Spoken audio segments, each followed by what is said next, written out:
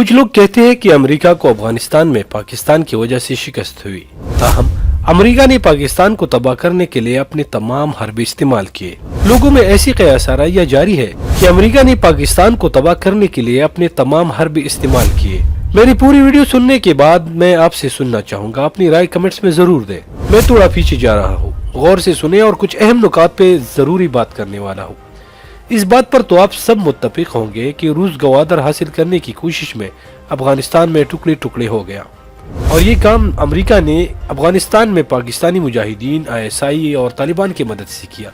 اب کچھ لوگوں کا خیال ہے کہ امریکہ روس کا راستہ روکنے کے لیے اگر 20 سال سے افغانستان سے پاکستان میں دہشت گردی کر رہا تھا اور اب بھی کر رہا ہے، تو آپ خود سوچیں کہ وہ امریکہ جس نے روس کے ٹکڑے ٹکڑے کر دیے لیکن گوادر تک آنے نہیں دیا، وہ چین کو کیسے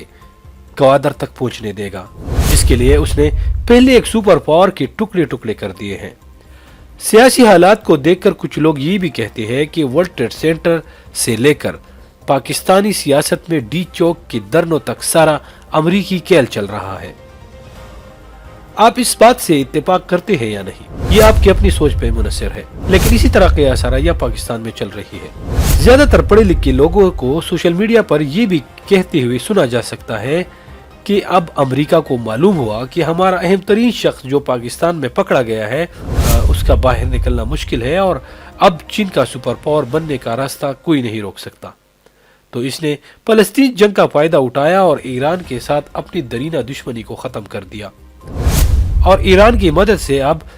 امریکہ ایک نیا گیم کھیل رہا ہے، اور اس کے ذریعے پاکستان کی طرف اس نے آج 4 میزائل داغے ہیں۔ ایران کے ساتھ امریکہ کی دشمنی ختم ہو گئی، ایران پر امریکہ کی طرف سے ساری تمام پابندیاں ہٹا دی گئی، جس سے صاف ظاہر ہوتا ہے کہ یہ بین الاقوامی کھیل اب کسی سے ڈکا چھپا نہیں ہے۔ آج ایران کا پاکستان پر حملہ اس بات کا واضح ثبوت ہے کہ یہ سارے ڈرامے سی پیک کے خلاف سازشیں ہیں، اور اب امریکہ ایران کو چین کے سی پیک راستہ روکنے کے لیے استعمال کرے گا۔ میں محب وطن پاکستانی سارے کھیل کو سمجھ سکتا ہوں، لیکن ہمارے سادہ اور بے وقوف لوگ اپنی ہی پوچھ کو گالیاں دیتے رہتے ہیں، اور یہ پاکستان کے مستقبل کے لیے بڑا خطرہ ہے۔